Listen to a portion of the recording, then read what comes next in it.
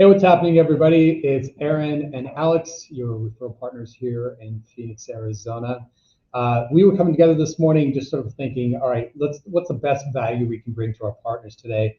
And Alex actually ran a mastermind at our Scottsdale office this week, and running through some of the questions. I thought that'd be a great opportunity for us to sort of share some of those with you from two perspectives. One, I thought they're really interesting, insightful questions that caused me to pause and think. But number two is you could probably take these questions. We'll provide a link down below for those questions. You can take these into your own mastermind. We'll leave you with like a link from Canva, right? Yeah, template link. So Okay. those, all of our Canva fans that are watching this, like you'll be like, thank you so much. So it'll be a template link. So once you open it, it's all yours to mess with it however you want. Yeah. So full transparency, I've seen a couple of different questions, but I'm going to just run through those really quick and see. I don't know, it does cause you to stop, think, ponder. So yeah, well, thanks, there. Aaron. So yeah, again, ran this mastermind this week and thought we'd bring this to you guys, and not only just a question for you to ponder on for yourself, but if you've been wanting to, have a great mastermind with some people in your brokerage, your market center, even just within your team, we thought we'd share that with you guys. And so let's check these out real quick. So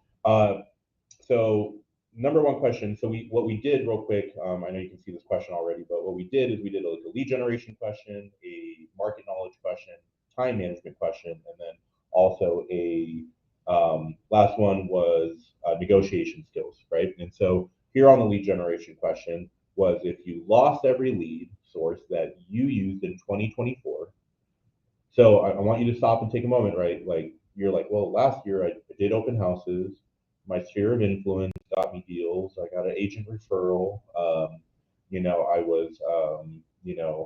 was social media, right? If all of those just disintegrated, right? In theory, they just disintegrated and you didn't have them right now in 2025, what's the first thing you would do tomorrow to generate new business? Now, we did this as a take-home challenge, so you guys might potentially already be at home while you're watching this, is if you had to earn your next 3 closings from scratch, would you have a proven process? I hope that most of us did a business plan in 2024, yet I know this week, our leadership team was challenged at a regional level. We were asked the question, have we pulled out our GPS, right? If you're with KW, you know what it is. If you're not with KW, that's basically our one-page business plan. Have we pulled out our market center's GPS here in January so far? So have you pulled out your business plan? Do you have a proven process, or did you not create one and you not have a proven process, right? So the challenge for you guys, what would you do for your next 3 closings if you had to start from scratch?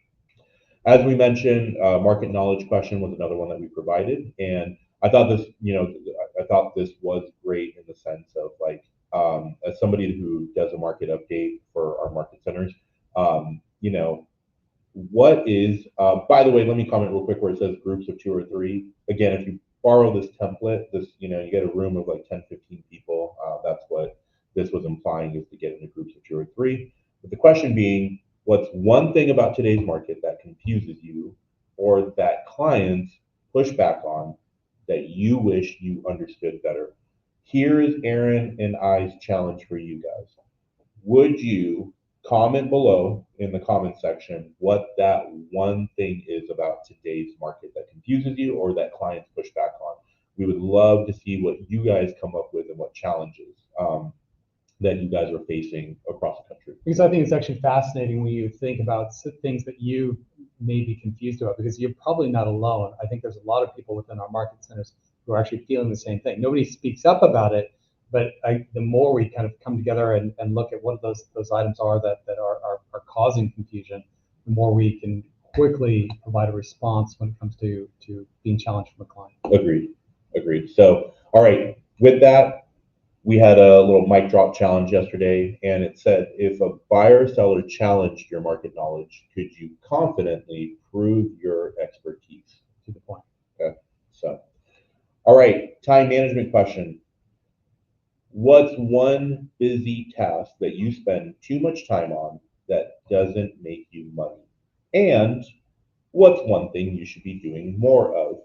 So yesterday, I brought up the additional challenge. Yes, Aaron's right. Open your phone, go into your settings, and I challenge everybody to go to your screen time management, whether on iPhone or Android. Go to screen time, and um, as I did yesterday, I called myself out. Instagram is my apparently guilty pleasure. About 5-6 hours a week on Instagram. And while some of that is trying to post about real estate for my real estate business, what's the terminology? Doom scrolling.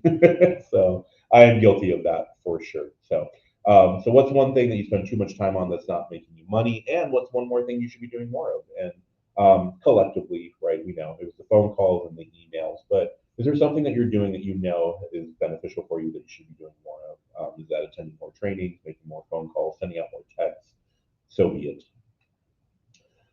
Another challenge that we posed, I had everybody in the class yesterday, in the mastermind, go ahead and pull out their phones and open up their calendars. And I said, I want you to go 7 days in the future, which, so whatever that is, the time that you watch this, go 7 days in the future and set a reminder to ask yourself, what did you actually spend your time on? And I apologize, there's a little misspelling there. I'll call myself out and I'll learn to spell actually correctly before we send it out to you guys. But where did you actually spend your time? So what I told them to do is set a calendar reminder for 7 days from now, and then additionally go into their alarm in their phone, right? Go to the alarm, set a reminder at like 30 minutes before your normal bedtime and say, where did I spend my time today?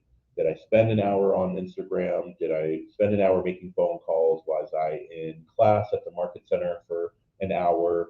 I was showing properties, whatever. Just track it all for a week. And then you'll be able to ask yourself in 7 days, what's the first thing that will change that, let's go back to the previous question, that maybe you're spending too much time on that doesn't make you money, right?